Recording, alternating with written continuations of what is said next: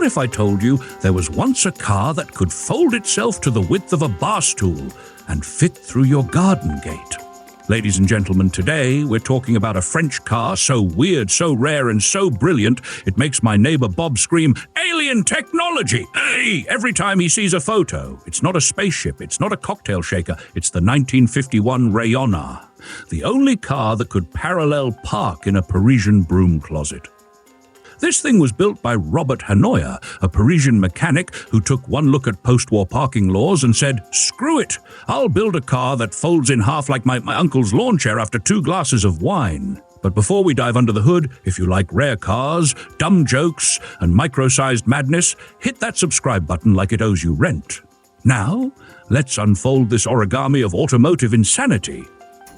Let's set the scene. France, 1950s. Gasoline is scarce, roads are tight, and politicians are promising flying cars by 1960. Meanwhile, Hannoyer's like, let's give him a car that literally folds its front wheels under itself. And he did. This mad genius built a 4-wheeled microcar with tandem seating, like a motorcycle pretending to be a car, and gave it the most ridiculous party trick ever. When it's time to park, you lift the nose and the front wheels tuck in. Boom!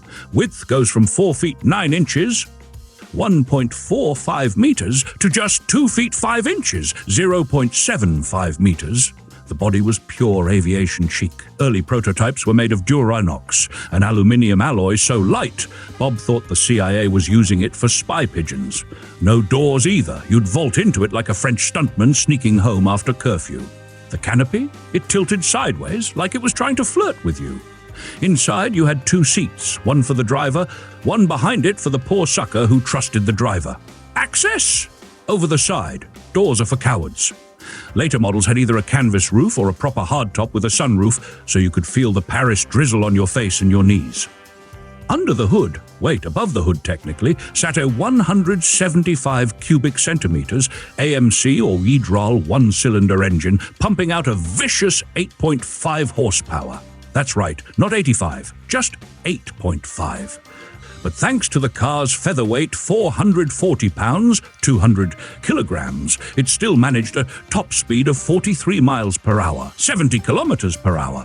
One special version hit 62 miles per hour, 100 kilometers per hour at Montlhéry, proving that, yes, even a microcar can have a midlife crisis. Transmission, manual, 3-speed, with a chain drive to the rear.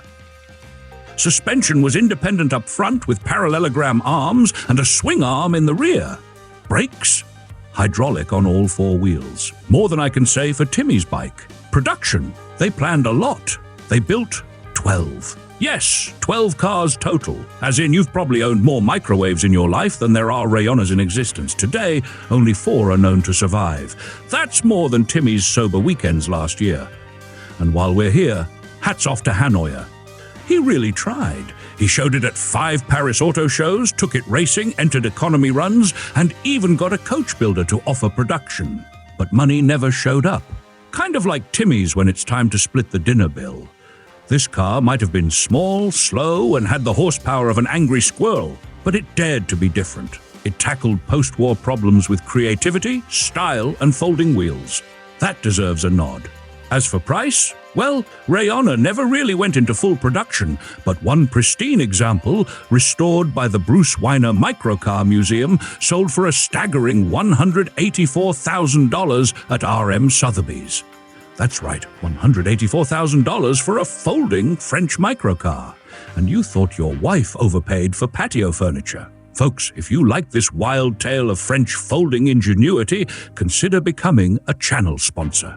That's less than what Timmy spends on fishing bait he never uses. The sponsorship link is in the description, right next to Bob's survival bunker blueprints. Thanks for watching, and remember, if your wheels don't fold under your car, is it even French?